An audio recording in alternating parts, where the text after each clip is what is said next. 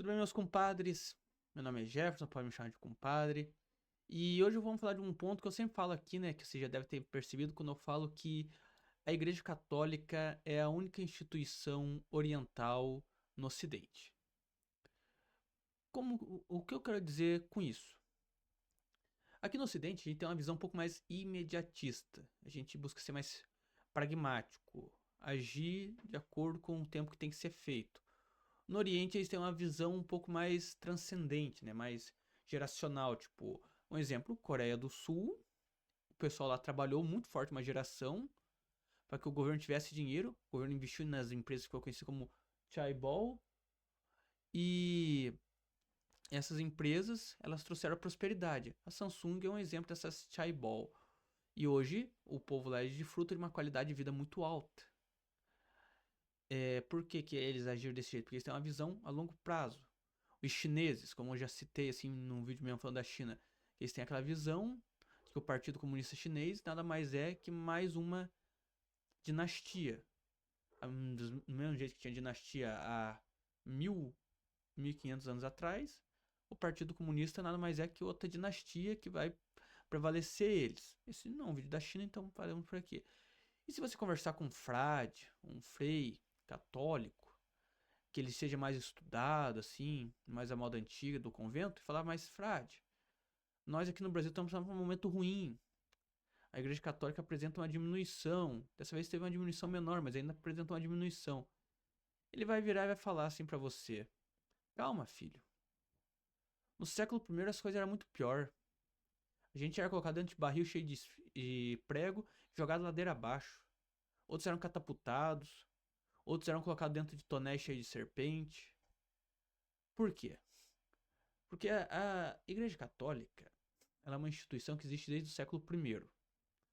Não do jeito que ela é hoje, porque ela sofreu várias transformações, mas eu quero falar uma coisa: qualquer religião mais proeminente, com pelo menos 100 anos de existência, já sofreu mudanças. Um exemplo que eu vou citar é a Testemunha de Jeová, que eu sempre cito aqui.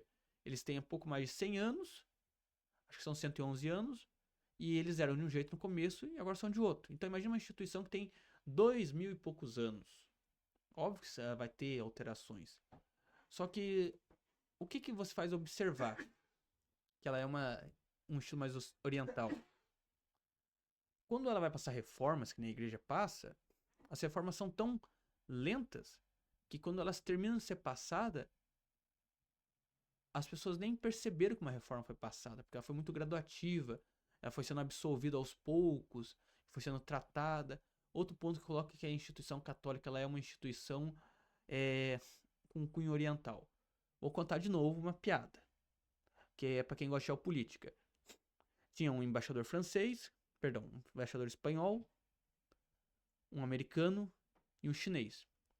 O espanhol e o americano estavam dando a opinião deles sobre a Revolução Francesa, né? Daí viraram e perguntaram pro embaixador chinês o que ele achava.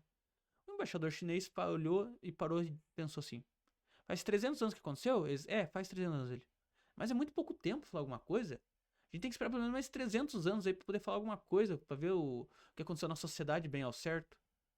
O que isso significa? Que o chinês ele pensa, como eu disse, a muito longo prazo. E a instituição católica, né, como eu citei dando exemplo, que o frade falaria para você que no século I foi pior, tem essa mesma visão. Tanto que o que? Muitos dos termos que eles tinham nessa instituição há vários e vários anos atrás, lá pelo século II e III, até os dias de hoje eles debatem.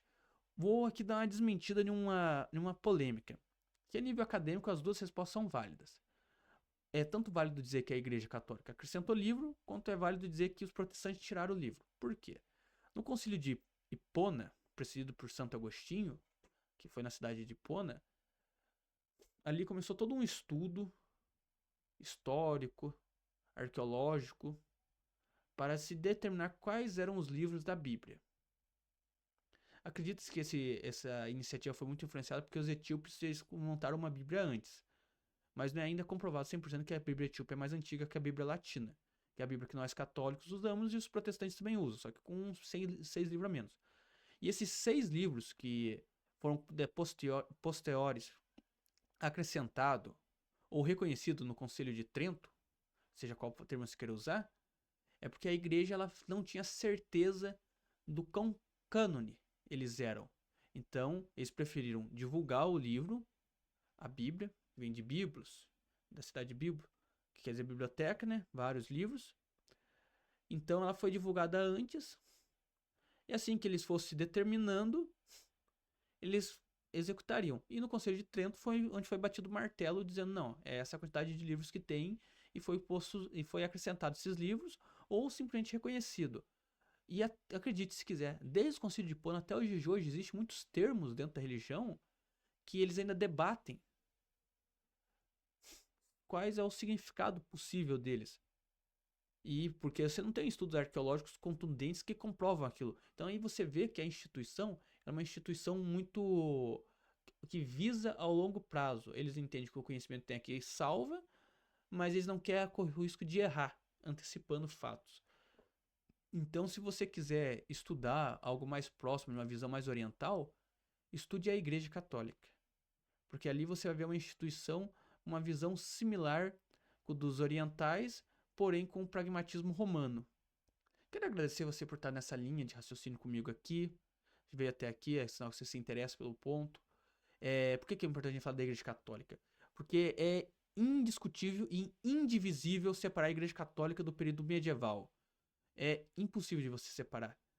E eu quero dar uma recomendação de um canal aqui chamado Caverna Medieval, onde ele trata desse período muito bem aprofundado e de um jeito bem leve, que você não vai ficar entediado, que nem eu fiquei entediado lendo os livros desse período.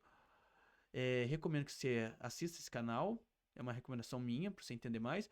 Porque o período medieval é importante você entender.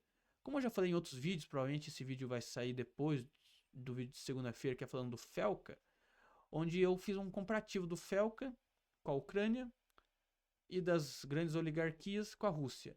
Então, a mesma regra que vale para uma situação, vale para outra. Então, você aprender com a história é não repetir os mesmos erros e não ser manipulado. Porque, vamos falar a verdade, aqui no Brasil, a gente viu durante a eleição passada que a religião se tornou palco, virou uma arma política para um dos lados. E para o outro também, só que um lado teve mais força. Então, eu quero agradecer você que veio até aqui, você que entende que não vai colocar as paixões na frente da razão. Quero pedir para você se inscrever no canal, deixar seu like, ativar o sininho de notificação, nos acompanhar nas outras iniciativas que a gente tem, que é o Prosa de Compadre Podcast, o Projeto Malaquias e o Além da Quimera. São iniciativas incríveis que a gente pode tratar. Quero desejar um forte abraço e uma ótima semana para todos.